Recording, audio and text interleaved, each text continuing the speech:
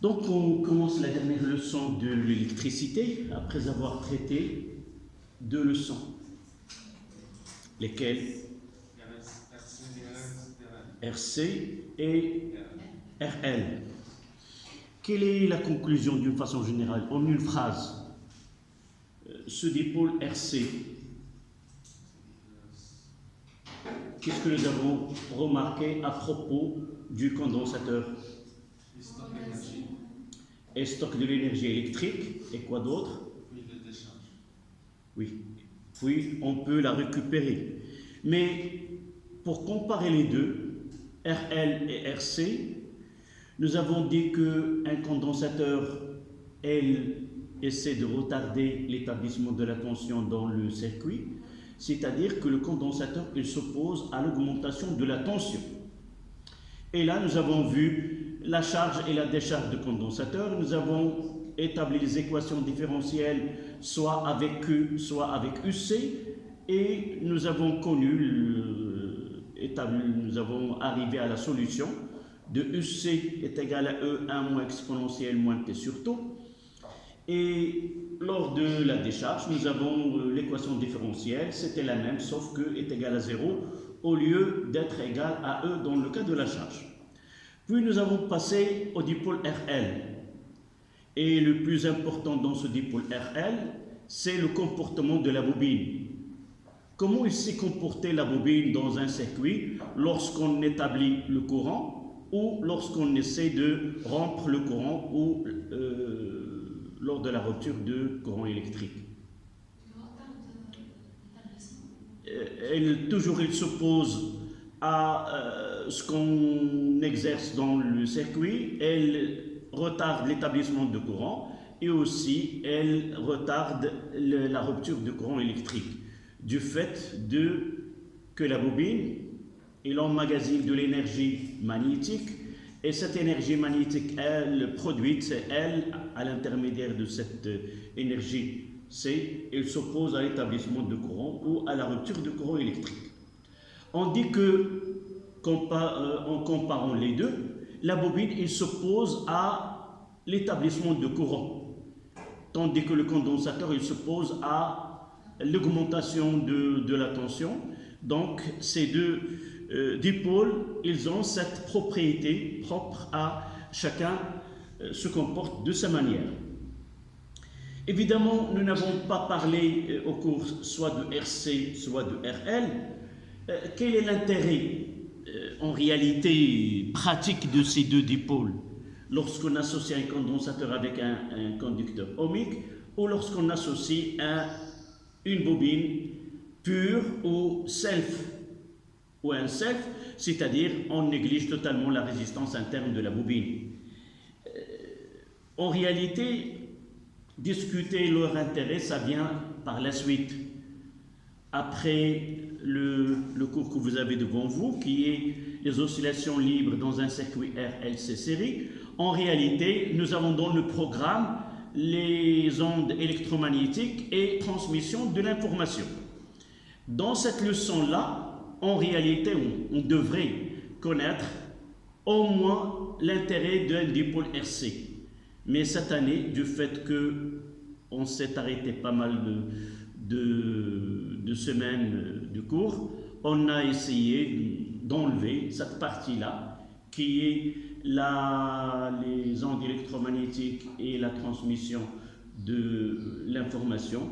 Et l'autre leçon, c'est la modulation de fréquence comme étant un moyen qu'on peut l'ajouter à la partie électricité. Donc, brièvement, je vais vous donner quelques aspects de ce dipôle en pratique. Un dipôle RC ou un dipôle RL, on le trouve dans l'électronique. C'est un dipôle qu'on peut l'utiliser comme des filtres. C'est quoi un filtre? Un filtre, c'est un dispositif capable de laisser passer des signaux de fréquence donnée et s'opposer ou atténuer des signaux de fréquence donnés. Ceci se fait soit dans le domaine de l'audio, par exemple, vous pouvez acheter un casque où vous pouvez parler en conduisant une voiture sans que la personne qui est derrière vous, en train de communiquer avec vous, de savoir si vous êtes dans une voiture, dans un souk ou n'importe quoi. C'est quoi? Ces micros-là utilisent des filtres afin d'éliminer certaines fréquences et de ne laisser que la fréquence de la personne qui est en train de parler. Donc, un filtre, il y en a dans notre programme, des filtres passent haut et des filtres passent bas. Ça dépend comment on associe, par exemple pour le RC, comment on associe R avec C, et pour RL, comment on associe R avec L. Par exemple ici, si on essaie de faire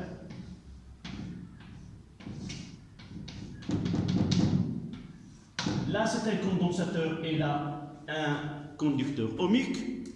Ici c'est la tension d'entrée ou un signal, et ici il y a la tension de sortie. D'accord? Vous savez que le dipôle RC est caractérisé par une constante tau. Et cette constante-là, c'est elle qui nous permet, on peut la régler de telle façon à soit faire passer des fréquences données, ce qu'on appelle en réalité la fréquence de coupure. C'est quoi la fréquence de coupure?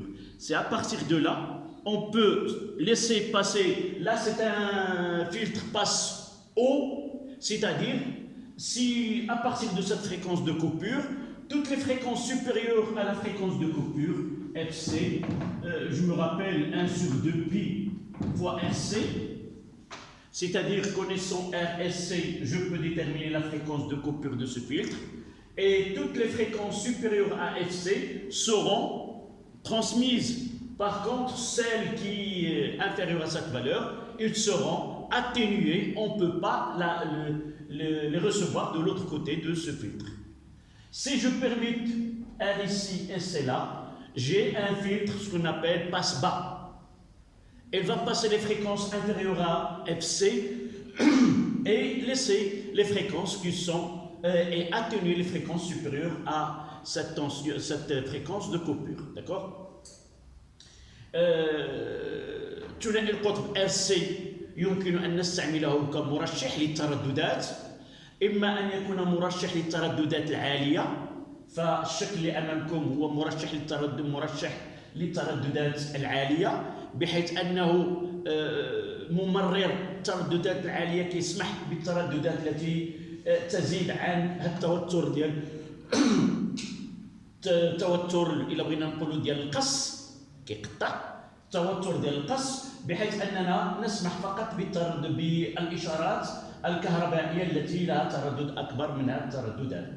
بطبيعه الحال ملي غادي نبغي نمرر واحد الترددات معينه كيخصني نختار داك التردد اللي ديال القص باختيار ار وسي. كنقول انا باغي نمرر ترددات فوق 10 كيلو هرتز، ومن ثم يجب ان اختار التردد اللي غادي يمكن له يسمح لي بهذا التمرير. قلت إذا قمت بعكس الموضعين ديال ار والسي غادي يكون تردد ممرر للترددات المنخفضه، وهادو هما اللي كندرسوهم في المقرر ديالنا اللي من المفروض هاد السنه هادي نقريهم نظرا لضيق الوقت والتوقفات اللي عرفتها السنه الدراسيه. تم حذف هذا الجزء هذا. كما ان هذا نفس العمل يمكن ان نحصل على ترددات على مرشح للترددات بنفس الطريقة. هنا L وهنا R، هنا توتر الدخول وهنا توتر الخروج. متفقين؟ فقط في المقرر ديالنا ما كنتكلموش على هذا، بل لنعرف أن حتى هادو بإمكانهم أن يقوموا بنفس الدور. هذه المرشحات، هذا تردد c'est un filtre passe-bas. Et si je permets aussi là, j'aurai un filtre passe-haut. Donc, voici le côté pratique des dipôles RC et RL que nous avons traités. On le trouve dans l'électronique et ils ont un intérêt très important en électronique. D'accord?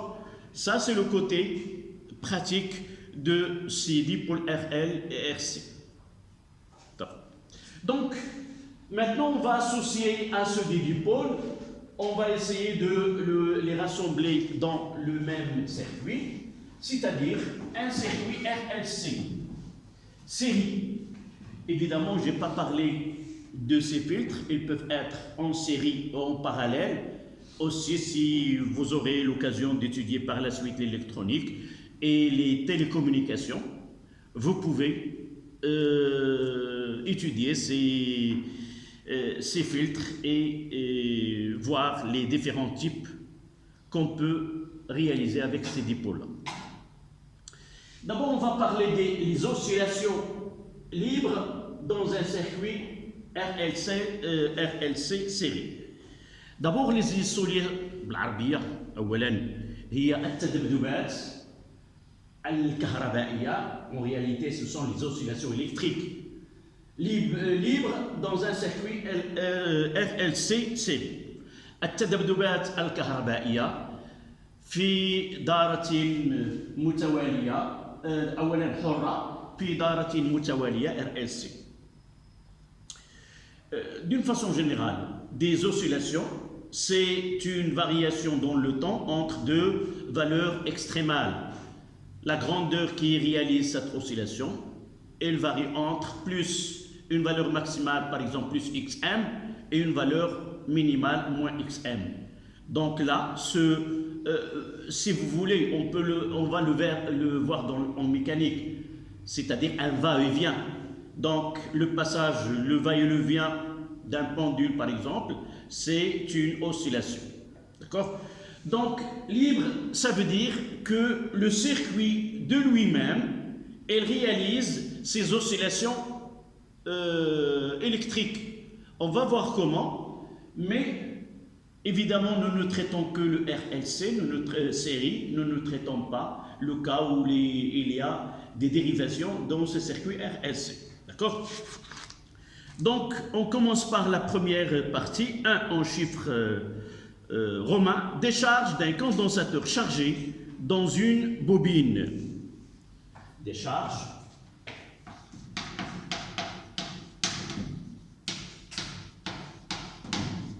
Décharge d'un condensateur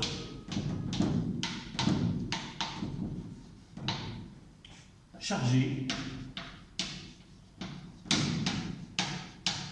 dans une bobine. Je vais essayer.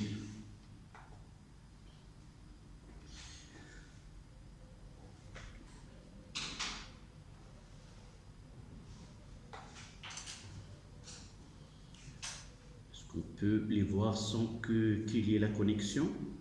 On verra si c'est possible.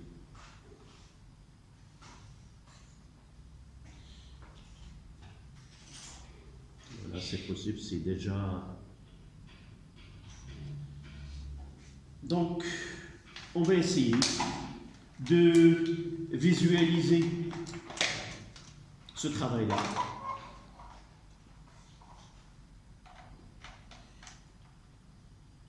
Elle a été enregistrée au laboratoire avec vos camarades. Vous pouvez essayer. Voilà.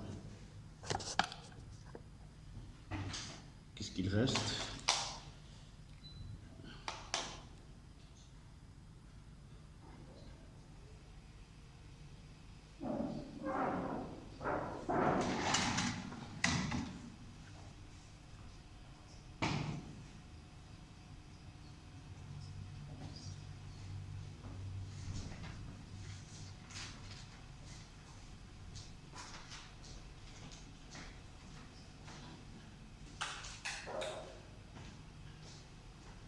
Essayer de rebrancher de nouveau.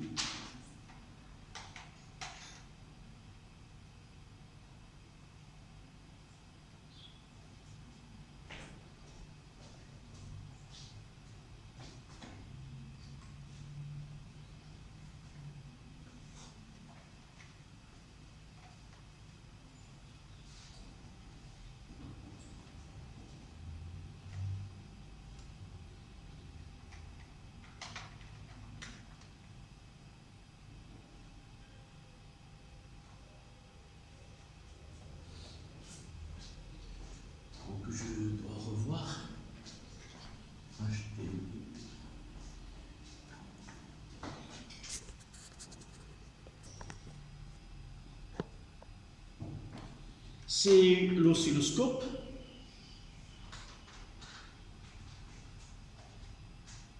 Là, c'est le générateur de basse fréquence. Un générateur de basse fréquence permet de donner des signaux, comme vous voyez ici. Là, c'est un signal qui est sinusoïdal. Là, c'est un signal en créneau ou rectangulaire. Et là, un signal triangulaire. La fréquence, c'est 123 Hz. D'accord? Donc, on relie. Là, c'est un condensateur. Là, c'est un condensateur. C'est une boîte qu'on peut associer. Là, c'est l'association en parallèle pour augmenter ou diminuer la capacité de condensateur inséré dans le circuit. Et vous voyez là, entre les bornes, on relie les bornes du condensateur à l'oscilloscope. Vous avez ici, ce sont les liaisons dans le circuit série RLC, et entre les bornes, on visualise la tension aux bornes de condensateur dans ce circuit-là. Là, c'est un conducteur. Vous voyez ici, je vais revenir un petit peu en arrière.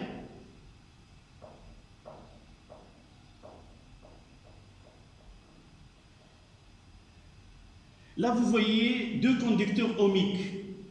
Un grand, c'est le facteur multiplicatif, c'est 1000, et l'autre, c'est 100. Évidemment, notre étude, elle va mettre en évidence les paramètres de circuit qui sont R, L et C. Comment est-ce que ces paramètres ont une influence sur ces oscillations?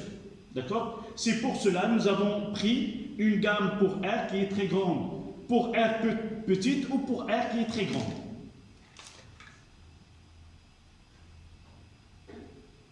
Voilà, vous voyez ici c'est fois 1000, là c'est fois 1000 et là c'est fois 100. Ici la bobine.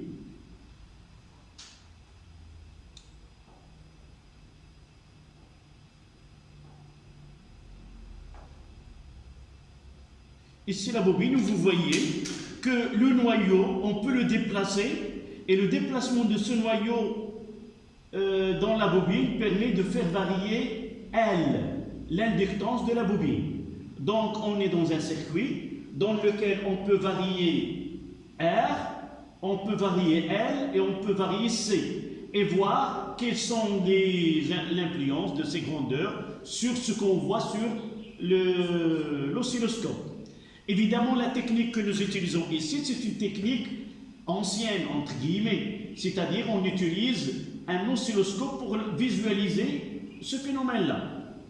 Sauf que actuellement, on peut utiliser ce qu'on appelle les XAO. Ce sont des expériences assistées par ordinateur. On utilise un dispositif qui permet de traduire ce qui se passe dans le circuit sur un PC en utilisant un logiciel et un dispositif, si vous voulez, qui permet la liaison entre les circuits et le PC. D'accord? Oui, je l'ai fait une année avant ou 2 ans avant. Je peux vous envoyer comment peut-on utiliser l'XAO comme technique de visualisation de ces oscillations-là. Donc ici, vous voyez que on observe une courbe, la tension aux bornes de condensateur, qui a des valeurs positives, des valeurs négatives, avec des valeurs extrémales, mais ces valeurs ne se conservent pas, ce n'est pas la même valeur qui se reproduit après un temps donné. Si nous essayons de déterminer quel est le temps entre là et là et là et là, on trouve qu'il y a une période. On l'appelle un pseudo-période. Pseudo-période, tout simplement parce que le phénomène n'est pas périodique. Si le phénomène est périodique, la tension à t égale à 0 sera la même que celle après un temps qui est égal à la période qui est égale. Mais nous voyons que les crêtes diminuent au cours de temps. C'est-à-dire, on dira que nous avons des oscillations là amorties. D'abord, j'ai dit, nous réalisons des oscillations. J'ai dit, nous réalisons des oscillations qui sont libres, c'est-à-dire il n'y a pas de générateur dans le circuit. La question qui se pose, quel est le rôle de GBF en donnant une tension qui est en créneau? En réalité, le titre, c'était le décharge d'un condensateur dans un circuit RLC, dans une bobine. Mais charger et décharger, normalement, c'est difficile de le faire, de le charger et le mettre dans un circuit et le décharger et visualiser. C'est possible si nous utilisons un oscilloscope qu'on appelle à mémoire, c'est-à-dire il peut capter l'image et la garder et nous pouvons la visualiser par la suite. Ici, on utilise ce GBF qui permet de charger et décharger d'une façon automatique. C'est ça le rôle de GBF ici. Une tension en créneau, ça veut dire elle ferme et ouvre le circuit de façon périodique. Et c'est pour cela que ce schéma-là, ce circuit, on peut l'accepter pour visualiser la charge et la décharge d'un condensateur. Mais si nous voulons être plus rigoureux, il faut le charger et le décharger dans le circuit, utiliser un oscilloscope qui est à mémoire, qui peut garder l'image lors de la décharge. C'est mieux que ce que nous utilisons ici. Ou même utiliser, ce que j'ai dit tout à l'heure, des expériences assistées par ordinateur. D'accord? Donc, on continue.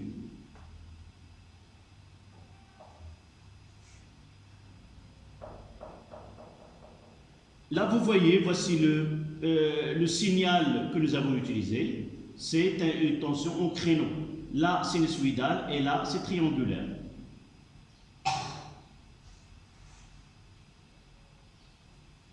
Je vais essayer maintenant de varier la résistance, d'accord? Et voir ce graphe que nous avons sur l'écran de l'oscilloscope, quelle est la modification qui se produit? Quelles sont les modifications qui se produisent? Vous voyez, là, j'augmente R, et vous voyez que les crêtes diminuent. C'est-à-dire, plus R est grande, plus l'amortissement est notable.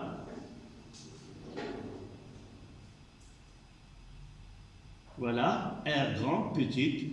Et si j'essaie d'augmenter, ces oscillations vont disparaître. Et on parle d'un régime qu'on appelle régime pseudo-périodique.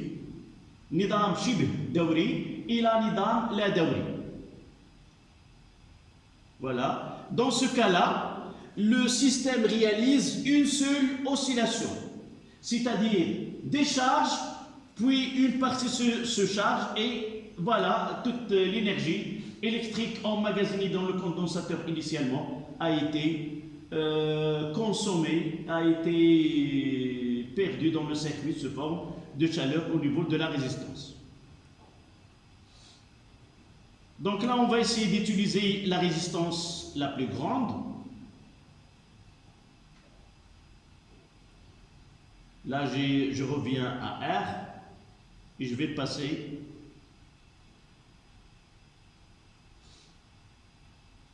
Voilà, j'utilise la résistance fois 1000.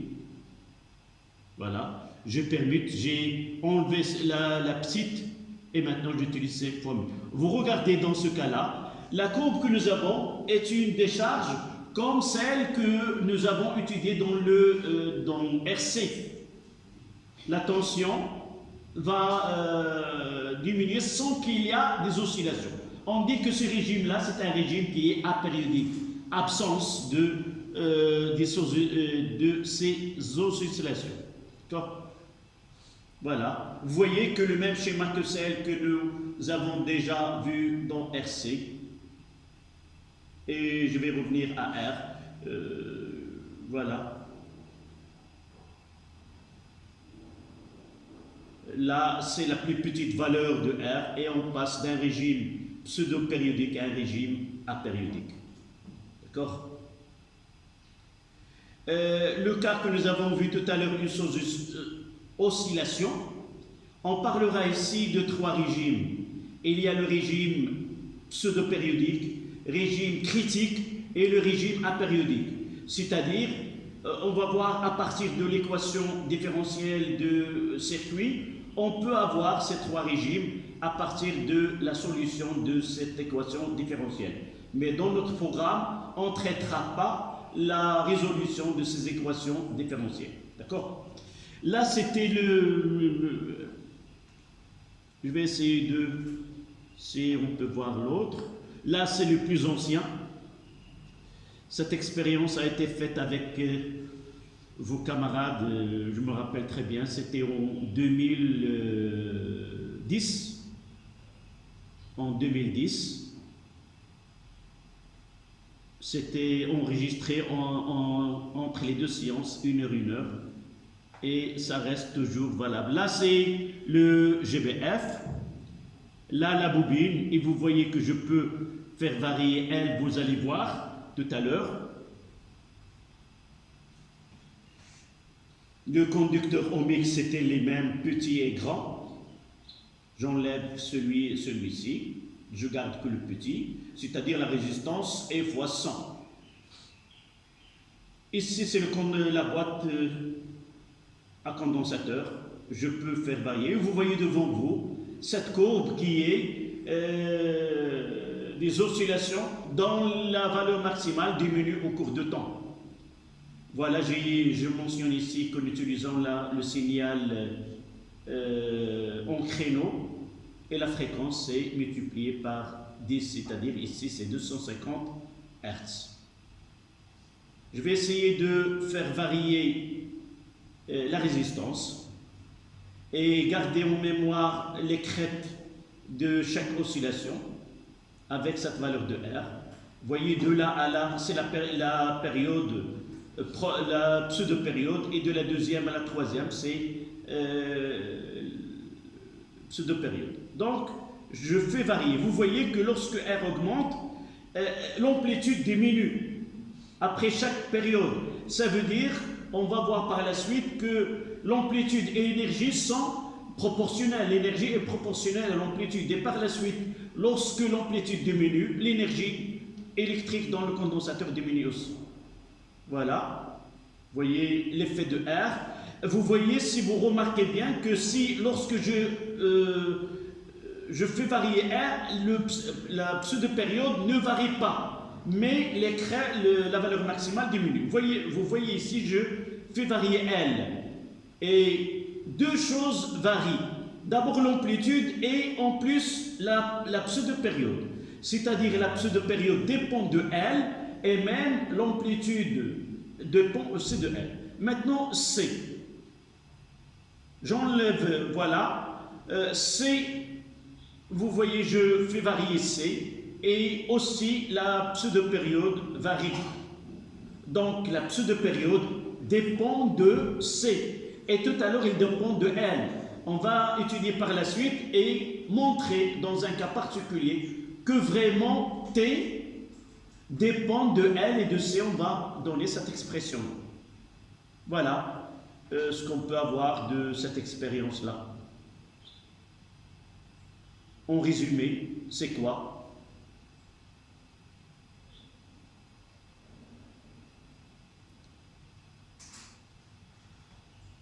Je donnerai un résumé maintenant. Nous traitons... Non, puis on passera partie par partie. Un petit résumé. Qu'est-ce que vous pouvez dire d'abord, vous? D'accord? Le résumé de ce que vous avez vu. Oui?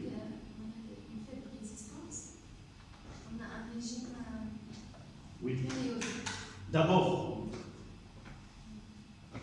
on va parler, nous avons réalisé un circuit série, d'accord? Un circuit série par un conducteur ohmique, une bobine et un condensateur. Comment nous avons pu mettre le circuit dans des oscillations libres? Oui, le GBF a permis à quoi? À charger et à décharger. En réalité, sur l'écran de l'oscilloscope, si j'essaie de changer le balayage, je vais voir plusieurs charges et décharges dans différentes parties. Là, j'ai pris que un T sur 2, de 0 à T sur 2. Mais si je prends le temps très grand, je peux voir plusieurs charges et décharges sur l'écran 2. Donc, le GBF permet de rendre le condensateur en charge et en décharge, et nous avons visualisé que le circuit est dans combien de régimes d'une façon générale? En réalité, deux, ce que nous avons. Et il y a un intermédiaire, un état donné. Cet état-là, il nous permet de séparer le régime pseudo-périodique et le régime apériodique. D'accord? Régime pseudo-périodique, on observe des oscillations dont les extrémales ne sont pas constants, et il y a une période T. D'accord? Donc, on passe à un 1.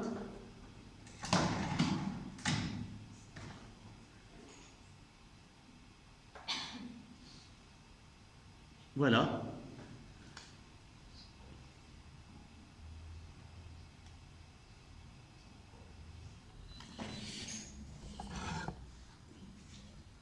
Un dispositif expérimental.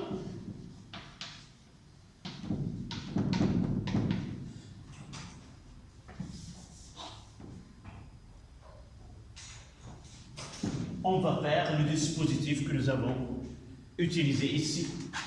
Mais vous pouvez trouver dans des exercices, au lieu de mettre l'oscilloscope, on peut avoir un système d'acquisition et un PC. D'accord? Donc ici, on mettra GBF.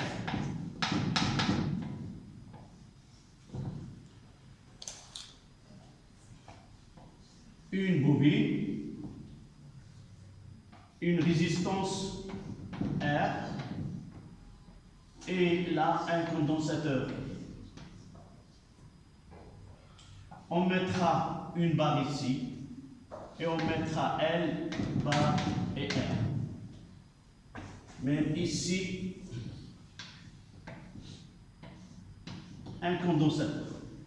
Mais pour notre programme, ça ne donne rien de faire varier C, parce que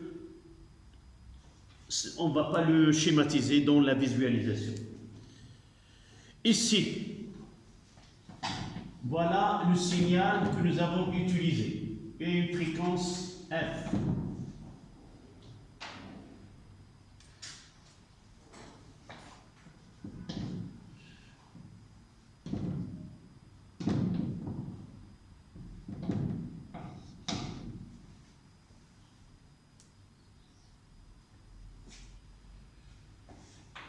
Comment peut-on visualiser la tension aux bornes du condensateur? On doit mentionner d'abord UC.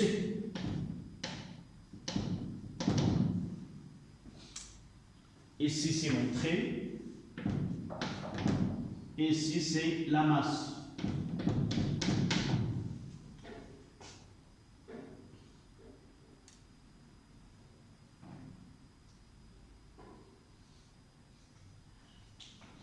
Là, le GBF permet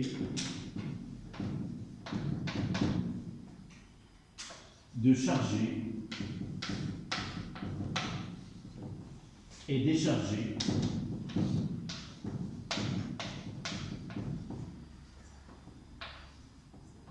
le condensateur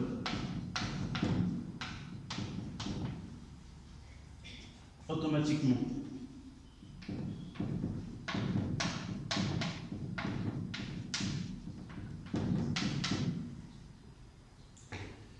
Et là, visualisation, dispositif expérimental, 1, 2,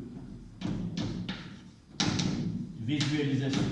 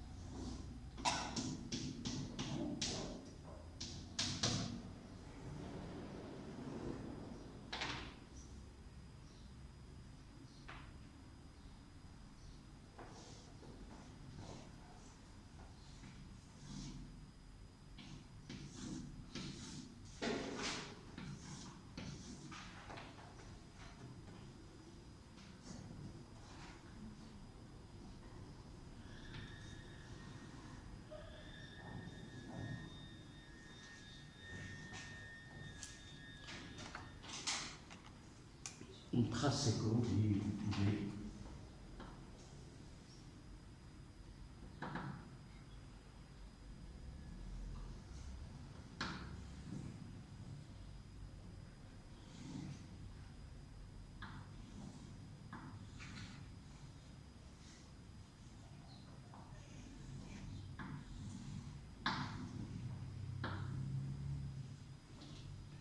là c'est EC. On donnera que les deux régimes EC de T et là c'est le T.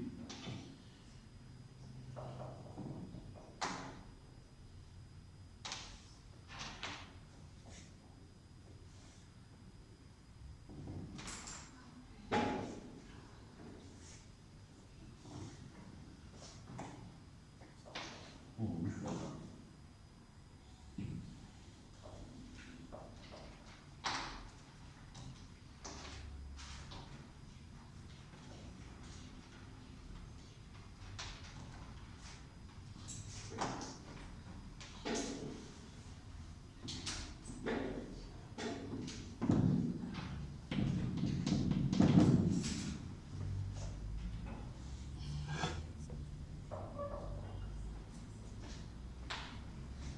Vous pouvez continuer après la récréation.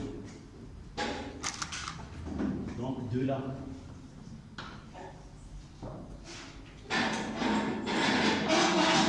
à là, c'est T.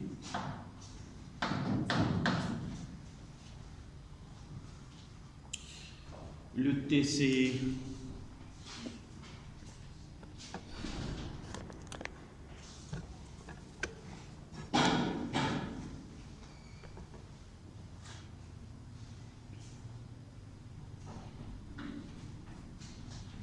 là c'est régime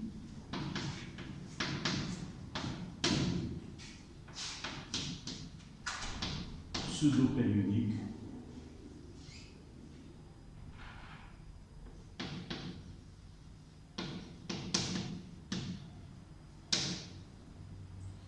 Là, régime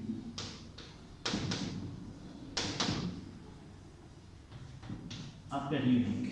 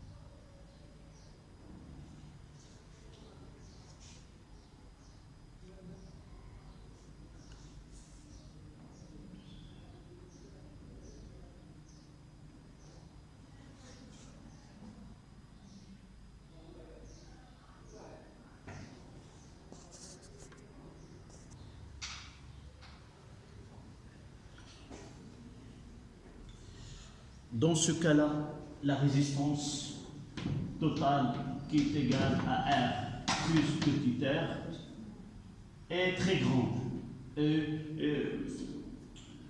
petite. C'est dans ce cas-là est petite. Mais RT là est très grande.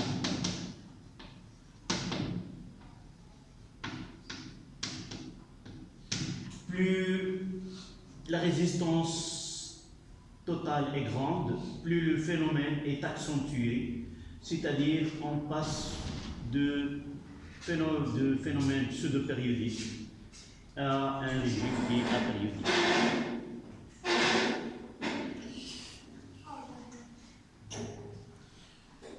Donc après visualisation, on passe à interprétation. 1.3.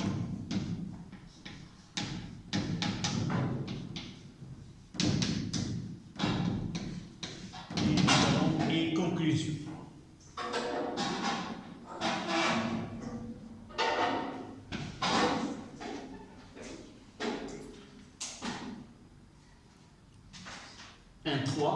Interprétation.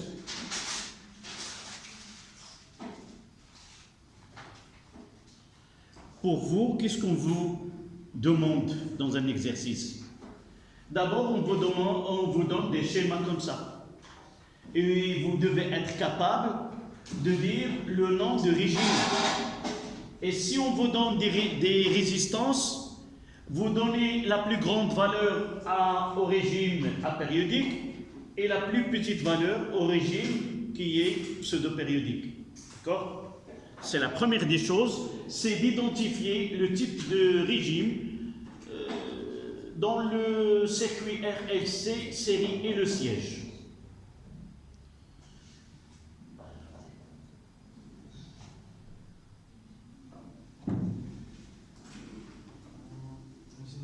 Bien, essayez d'écrire un peu plus.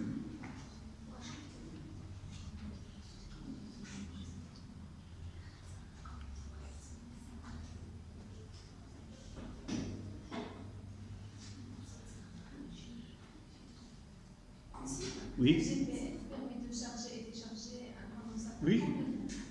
Automatiquement.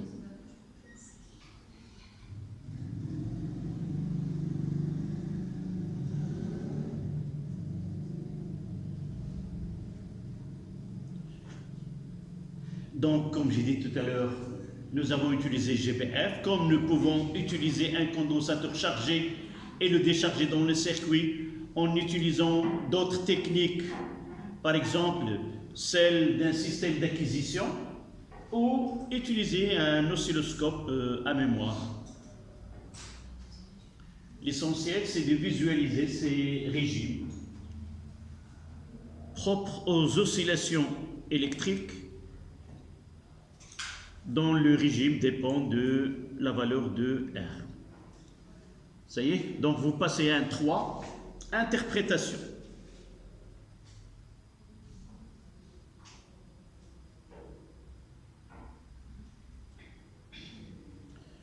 À la ligne, premier tiré.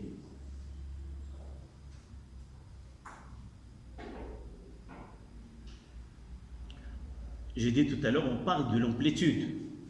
Voilà l'amplitude. Une valeur plus x max 0, plus x max 1, et ainsi de suite. Et de l'autre côté, ce sont des valeurs négatives. Donc, ce sont l'amplitude. Donc, à la ligne, vous écrivez l'amplitude des oscillations. L'amplitude des oscillations diminue au cours de temps.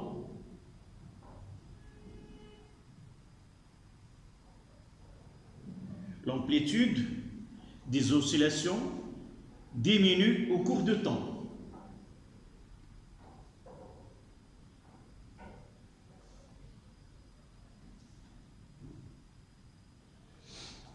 Point à la ligne. Le condensateur chargé initialement, le condensateur chargé initialement dispose d'une énergie électrique,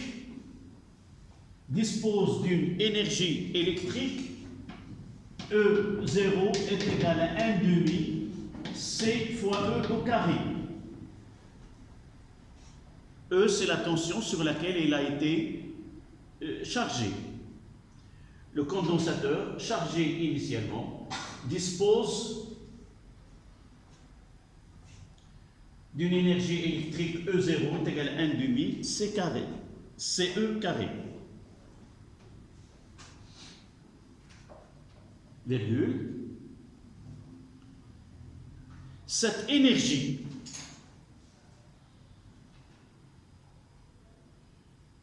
est perdue ou dissipée, c'est la même chose. Cette énergie est perdue ou dissipée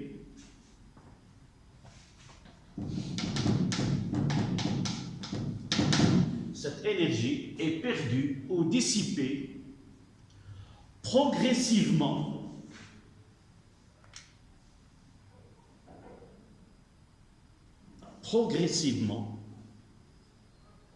au cours du temps par effet Joule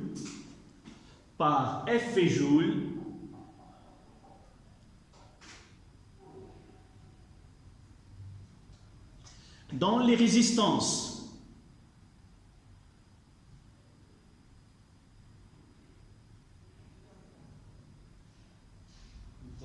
Dans ce circuit sans résistance, le régime sera périodique. Non, d'abord on parle et il y a de l'énergie. Ça dépend comment est-ce que cette énergie est consommée d'une façon brute ou là nous parlons d'une consommation ou d'une dissipation progressive. C'est-à-dire là on parlera en réalité, si on utilisant d'une façon progressive, ça veut dire qu'on parle de régime pseudo-périodique. Mais si l'énergie est consommée brutalement, alors dans ce cas-là, on est dans un régime qui est apériodique.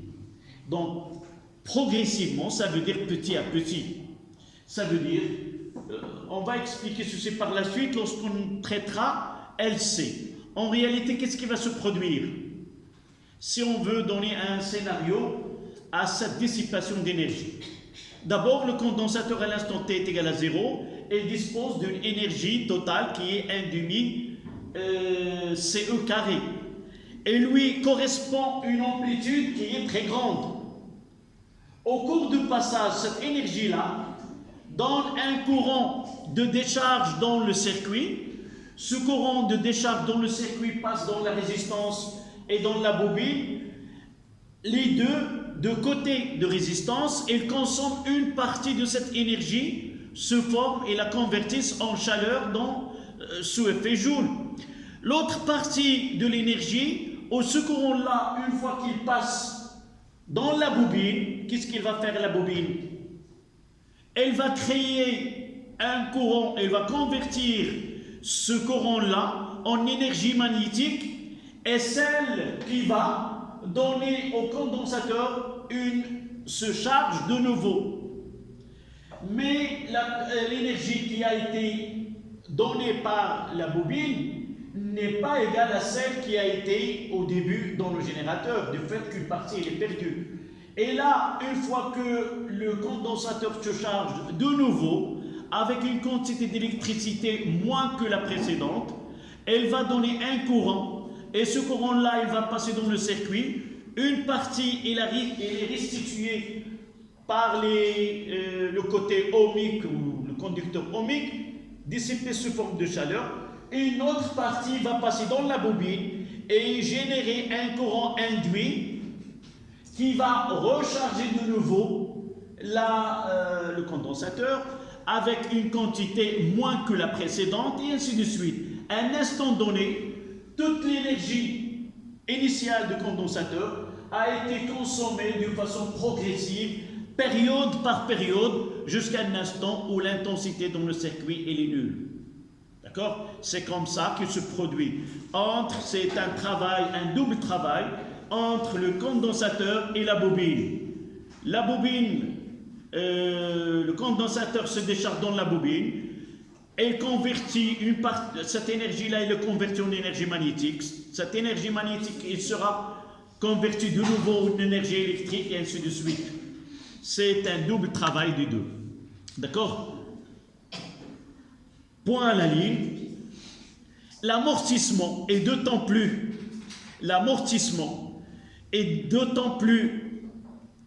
important que la résistance est élevée. L'amortissement est d'autant plus important que la résistance est plus élevée.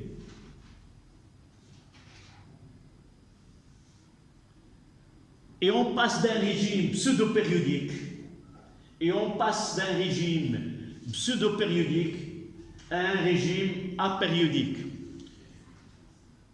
ننتقل من نظام شبه دوري إلى نظام لا دوري نتيجة استهلاك الطاقة الكهربائية التي كان يتوفر عليها المكثف، بحيث أن هذه الطاقة الكهربائية بمرورها في الذرة سوف تستهلك على شكل حرارة في الموصلات الضوئية، وجزء منها سوف ينتج طاقة مغناطيسية في الوشعة، فتعمل الوشعة على إعطاء تيار كهربائي. هذا التيار الكهربائي بالوشعة سوف يشحن المكثف وتصبح له طاقة كهربائية سينفرغ، وهكذا وتبادل الأدوار ما بين المكثف والوشعة. D'accord? Dernière phrase, c'est comme une conclusion. Conclusion.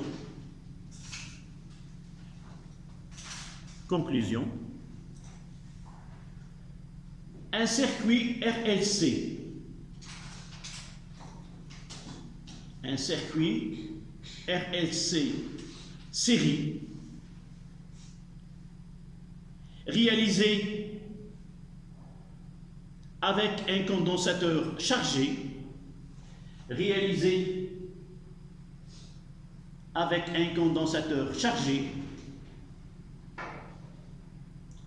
et le siège d'oscillation électrique libre amorti. Et le siège d'oscillation, oscillation au pluriel, électrique libre amorti. En réalité, on parle d'oscillation libre. Ça veut dire tout simplement que l'énergie dont dispose le circuit, c'est une énergie propre au circuit. Elle est contenue dans le condensateur. Et cette énergie-là, elle est convertie, si vous voulez, entre deux sources. Énergie électrique et énergie magnétique. Entre les deux, il y a un conducteur ohmique qui consomme une partie. Et ce travail de va-et-vient, si vous voulez, entre le condensateur, ce double rôle de condensateur et de là, dans ces oscillations.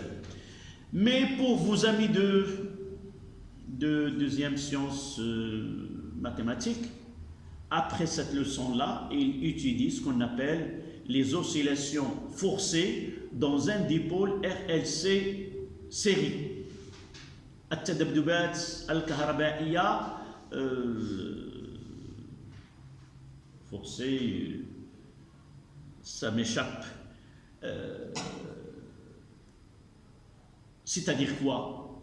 C'est-à-dire c'est pas le générateur qui dispose, c'est pas le condensateur qui dispose de l'énergie électrique, mais l'énergie elle est donnée par un générateur qui a une fréquence donnée. Elle va obliger le circuit à réaliser ces oscillations.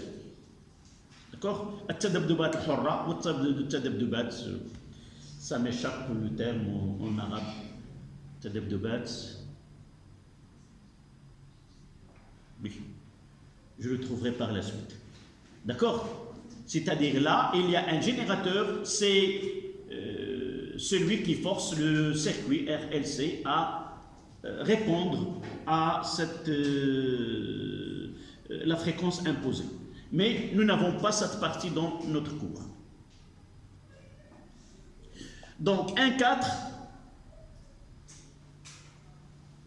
équation différentielle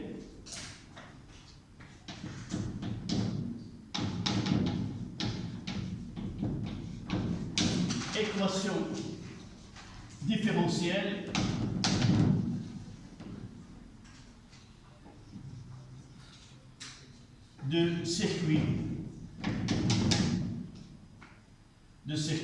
RSC série.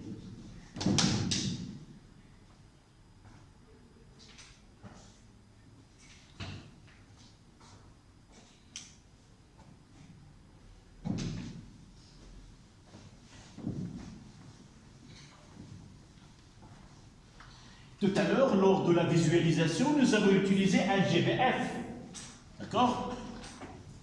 Dans la partie expérimentale. Mais lorsqu'on va faire l'étude théorique, on ne va pas schématiser ce GBF. Tout simplement, on fera un schéma où il y a un condensateur, une bobine, un conducteur ohmique. On mentionnera que le condensateur est chargé initialement, tout simplement, d'accord? Donc voici le schéma. Un condensateur, une bobine, s'il te plaît,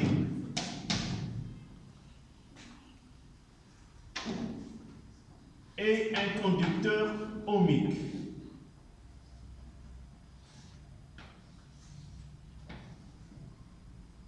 Là, c'est R. Et là, c'est C. Évidemment, on prendra un sens arbitraire du courant.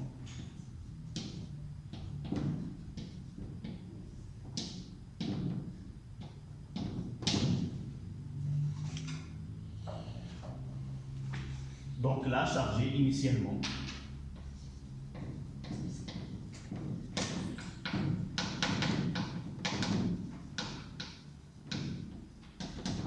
Sous une tension UC est égale à E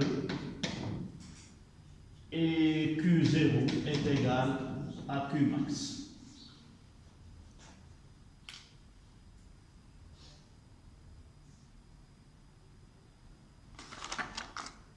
Donc là, c'est UC, là, c'est UB, convention récepteur, et là, c'est UR. Et d'après la loi des mailles,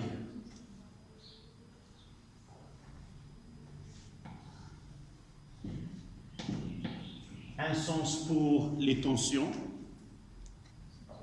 et vous allez constater que UR plus UC plus UB est égal à 0.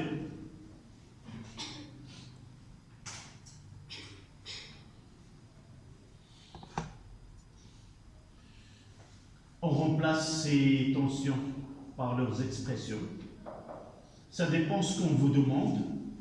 Soit qu'on demande d'établir l'équation différentielle que vérifie UC, soit que vérifie Q de T. On va les établir tous les deux. On commencera par UC. Donc UR est égal à R fois I. Et nous savons que I est égal à C d de UC sur dt. Ce qui donne UR est égal à RC d de UC sur dt. Donc,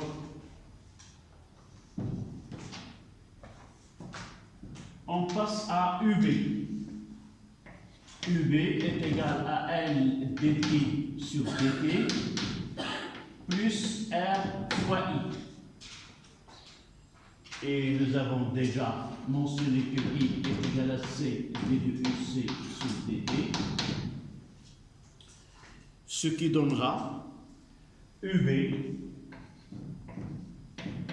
est égal à L fois C, et je dérive I, ça veut dire dériver UC deux fois, ça donnera LC d carré de ici sur dt2 plus petit r fois C d de UC sur dt.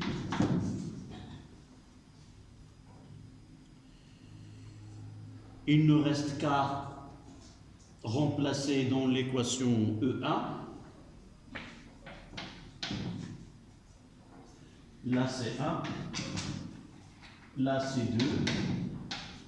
Donc remplacer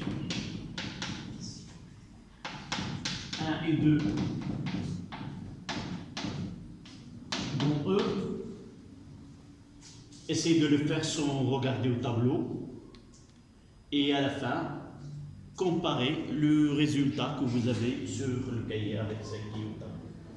Et ça donne LC D2 de I et de UC sur DT2 plus R plus petit r fois C fois D de UC sur DT plus UC est égal à 0. Voilà l'équation. Oui, tu fais tout ce qui est devant toi.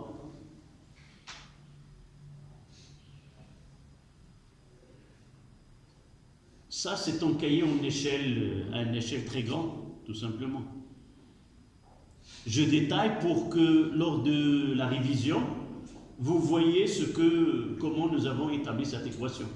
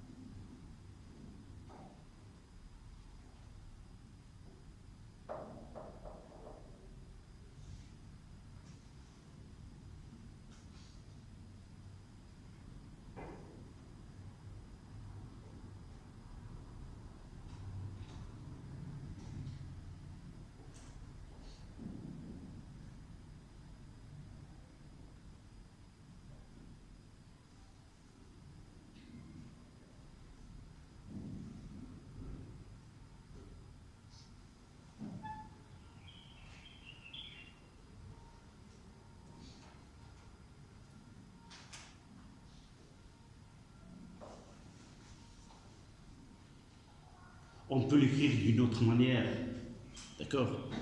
C'est-à-dire D2 UC sur DT2 plus R plus petit r sur L D2 UC sur DT plus 1 sur LC fois UC est égal à 0. Parfois, on vous demande de me montrer que l'équation s'écrit sous cette forme. D'accord? Là, on peut la remplacer par R total.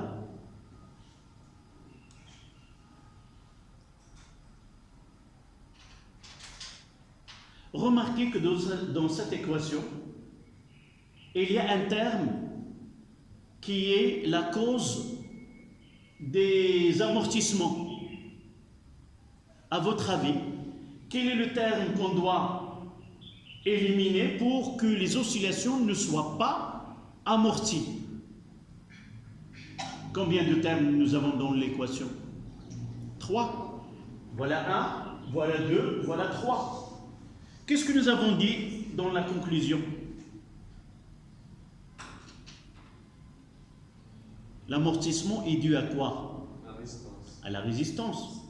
Donc, si nous voulons que le régime ne soit pas pseudo-périodique et ne soit pas amorti, qu'il soit vraiment périodique, il faut éliminer la résistance. Donc, on peut dire que ce terme-là, R total sur L, D de UC sur DT, c'est le responsable de l'amortissement. D'accord? C'est-à-dire, si on néglige la résistance, c'est-à-dire donner à RT est égal à 0, on n'aura que ce terme-là et ce terme-là qu'on va voir après. D'accord?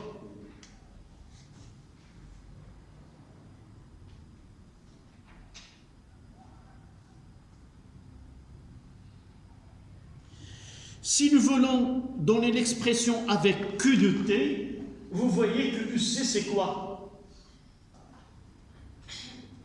Q c'est C fois U. Donc UC c'est Q sur C. On aura Q sur C, Q sur C, Q sur C, et par la suite, l'équation différentielle, on va multiplier par C, on aura D carré sur dt2 plus R plus petit r sur L d de QC sur dt plus Q est égal à 0.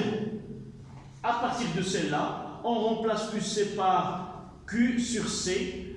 Q sur C, on dérive donc 1 sur C là, 1 sur C là et 1 sur C là. On multiplie les trois termes, on aura la même équation. Sauf, pardon, c'est CQ. Voilà l'équation différentielle avec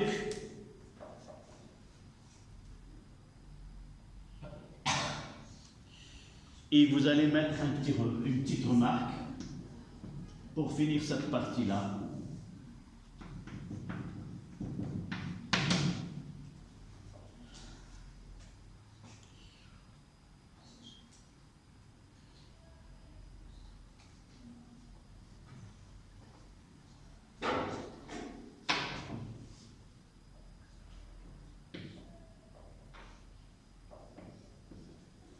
Donc, remarque.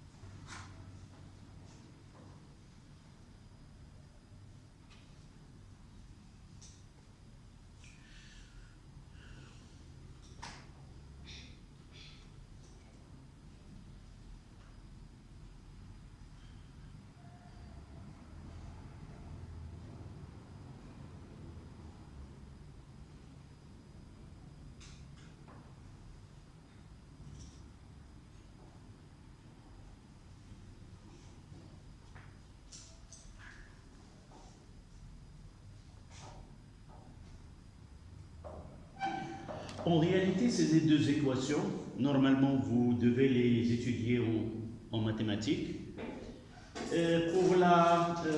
On lui donne une forme, c'est A R au carré plus BR plus C est égal à 0. Et d'après les solutions delta, vous voyez qu'on a 3 cas à discuter. Delta supérieur à 0, delta est égal à 0, delta inférieur à 0. Et à partir de là, on définit les 3 régimes. Delta est égal à 0, c'est là où le régime est un régime critique. Et il y a le régime apériodique et le régime pseudo-périodique. Ça, ce n'est pas dans notre programme, mais pour nous, on va parler uniquement de ces deux facteurs. Donc, à la ligne remarque, vous mettez R total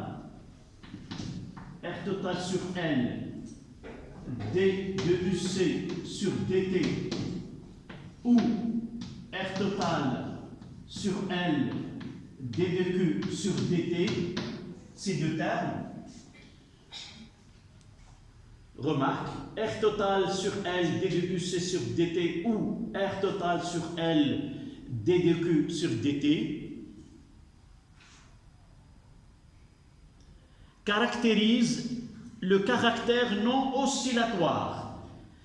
Caractérise le caractère non oscillatoire. يميز الجانب اللا تذبذبي du système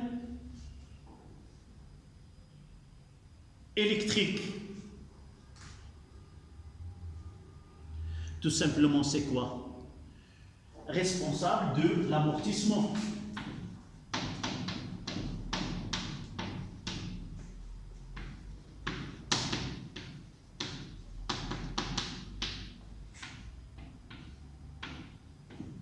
Responsable de l'amortissement.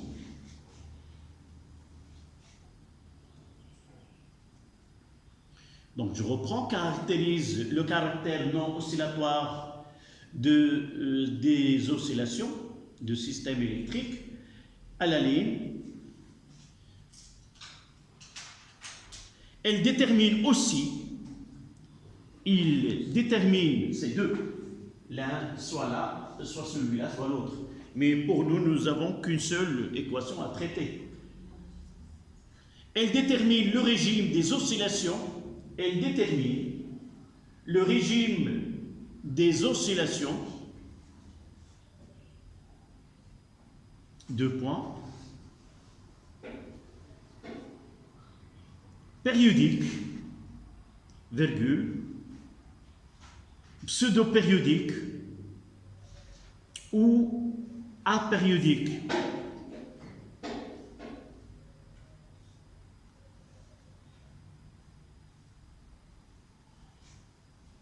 Donc pour nous, lorsque la résistance elle est faible, c'est pseudo-périodique. Résistance élevée, c'est le phénomène, c'est le régime apériodique.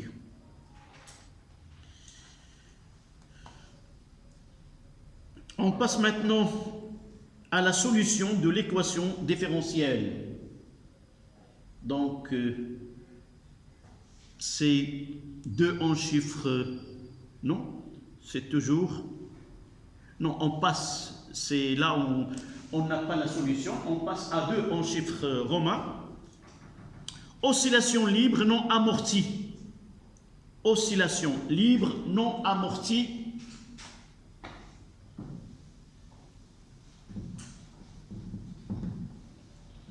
Deux en chiffres romains. Oscillation, évidemment électrique. Oscillation libre non amortie.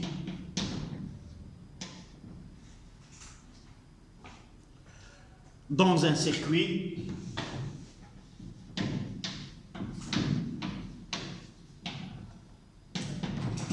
LC.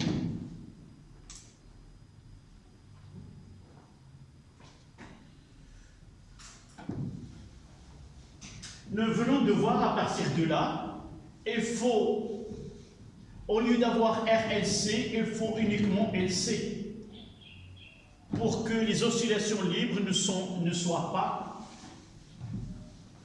amorties.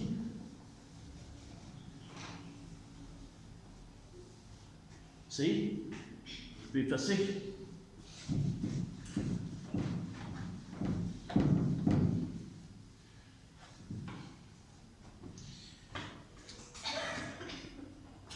À la ligne, sans mettre... Dans cette partie, on étudie la décharge du condensateur dans une pure bobine. Entre parenthèses, on appelle un self.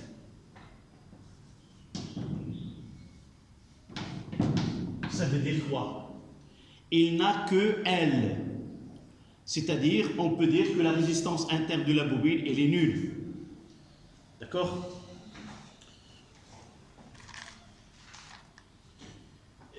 Dans la même, on aura UL est égal à L.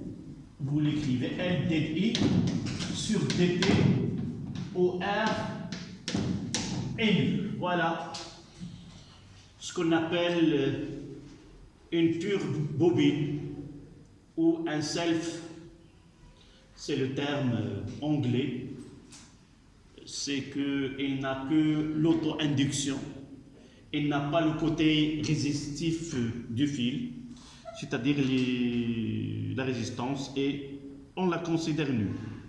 D'accord? Donc de 1, équation différentielle. Équation différentielle.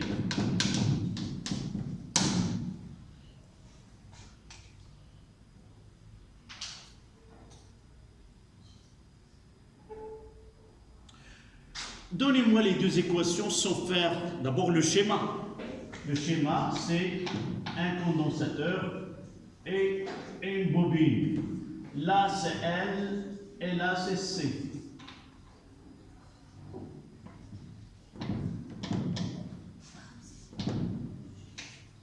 là c'est UC, et là c'est UL.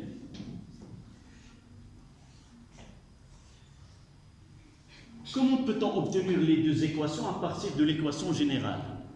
Qu'est-ce que nous avons dit juste un moment? Donc on peut obtenir l'équation différentielle à partir de l'équation de RLC. D'accord? Là, ce cas-là est un cas particulier, est un cas, cette étude, pour ne pas répondre deux fois, cette étude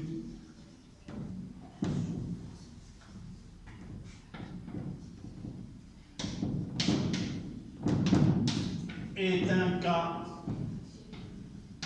particulier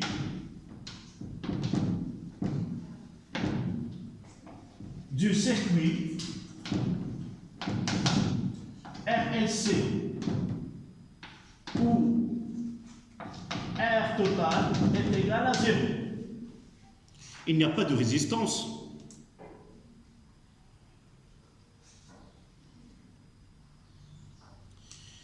C'est-à-dire D2 de UC sur DT2 plus R total sur L D de UC sur DT plus UC sur LC est égal à 0.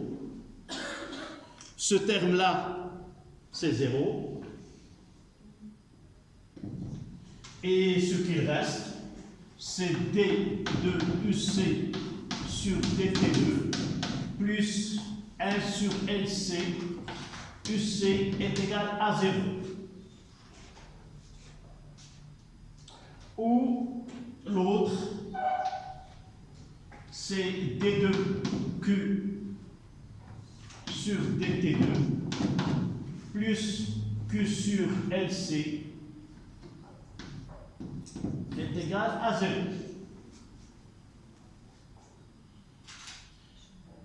Vous pouvez faire l'étude. Vous mettez UC plus UL, UC vous la gardez, UL c'est LDT sur DT et vous remplacez.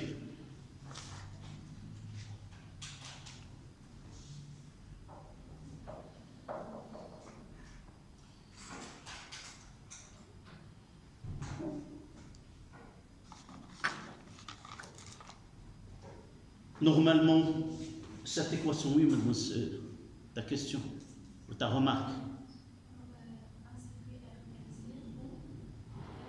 Celle-là, nous avons donné à ce terme 0. Il ne reste que celle-là et celle-là. Tu reviens à l'équation que nous avons écrite avec Q et tu donneras à R 0. Il ne reste que la dérivée seconde de Q plus Q sur LC. Là, j'ai repris ce que nous avons écrit dans RLC. Ce n'est pas la peine de refaire tout le travail dès le début. Donc, cette étude est un cas particulier de circuit RLC où R total doit être nul. J'ai dit que cette équation, normalement, doit être traitée en mathématiques. Et pour nous, on va admettre deux solution de l'équation différentielle.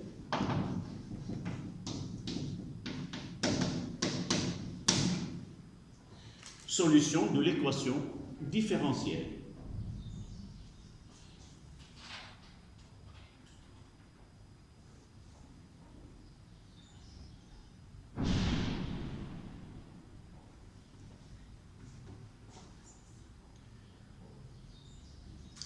D'abord, on parlera de cette équation. Une équation différentielle, nous l'avons déjà dit, c'est quoi, d'une façon générale? C'est une équation qui comprend quoi?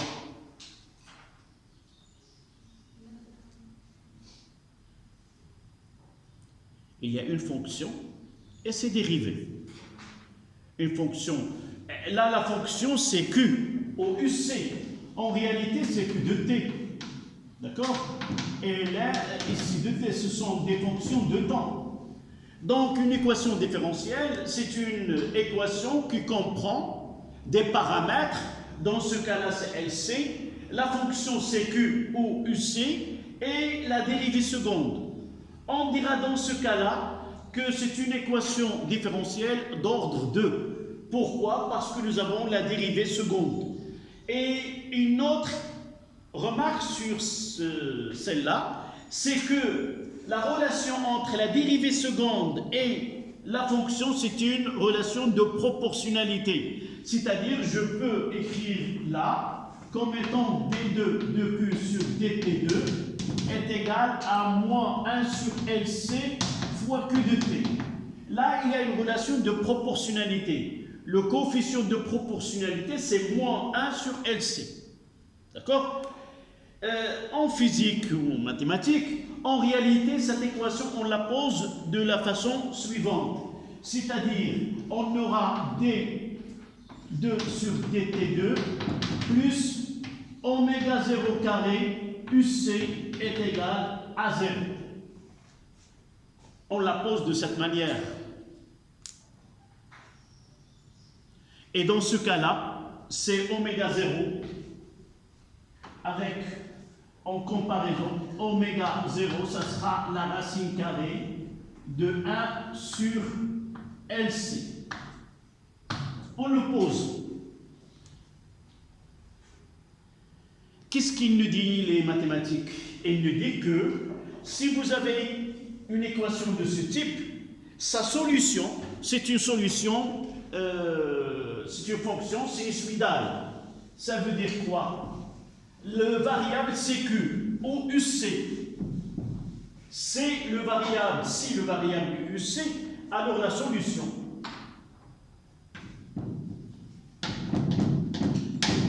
UC de T est égale à U max cosinus de oméga 0 T plus phi.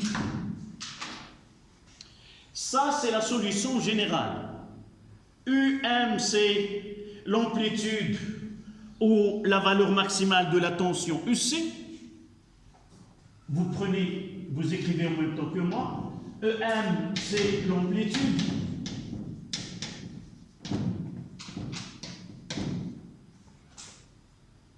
Ou la valeur maximale de UC de T.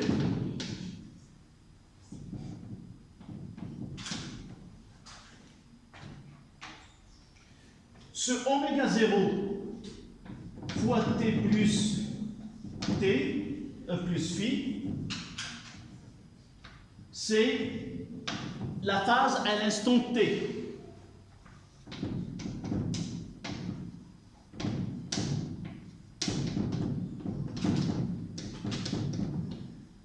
À un instant donné. Le phi, c'est la phase à l'origine des temps.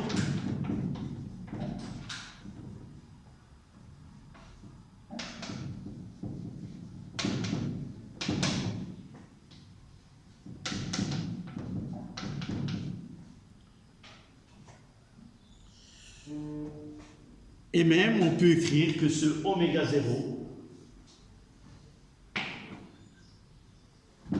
vous voyez que d'après l'écriture, d'après la solution, cette fonction-là est une fonction qui est périodique. C'est-à-dire, je peux écrire que oméga 0 est égal à 2π sur T0, qui est égal à 2π sur F0. Où F0, c'est la fréquence.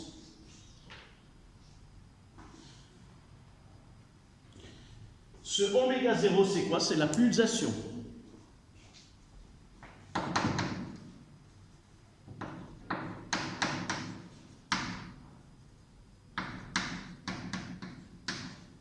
En arabe, an-nabd. C'est-à-dire que combien de répétitions dans une seconde? T0 est égal à F0. Non, 2π fois F. Là.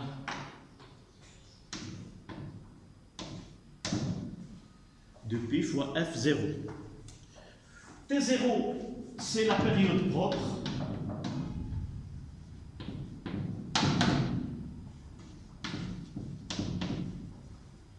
Et la fréquence propre, c'est F0.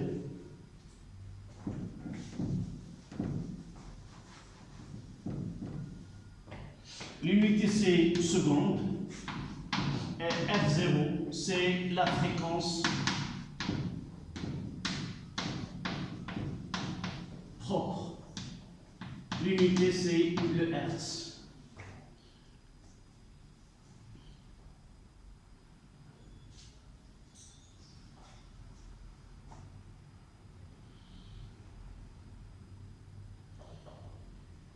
La dimension de oméga, c'est un temps. Si vous mettez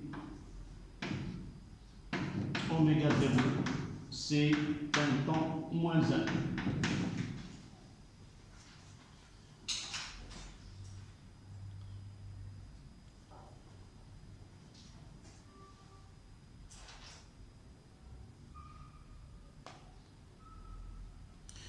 On va finir par avoir l'expression de T0.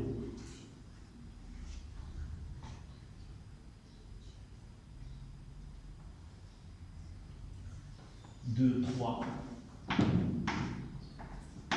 Expression de T0.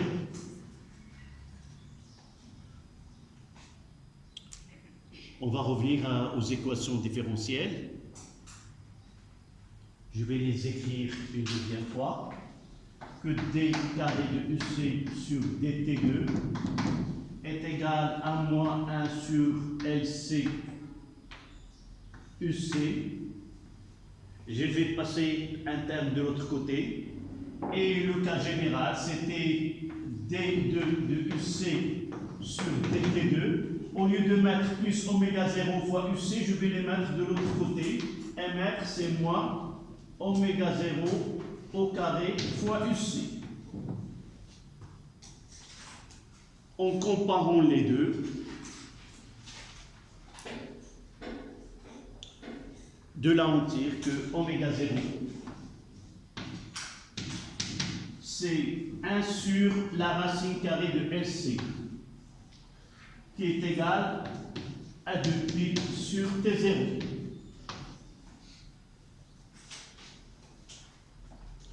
Maintenant, il ne reste qu'à donner T0 en fonction des paramètres de circuit. Et on aura T0 est égal à 2π. Le produit des moyens est égal au produit des extrêmes. C'est 2π fois racine de LC. Voilà.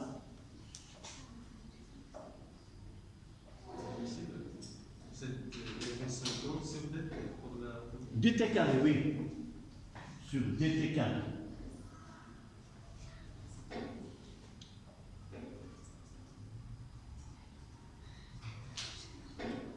Voilà, on s'arrêtera ici.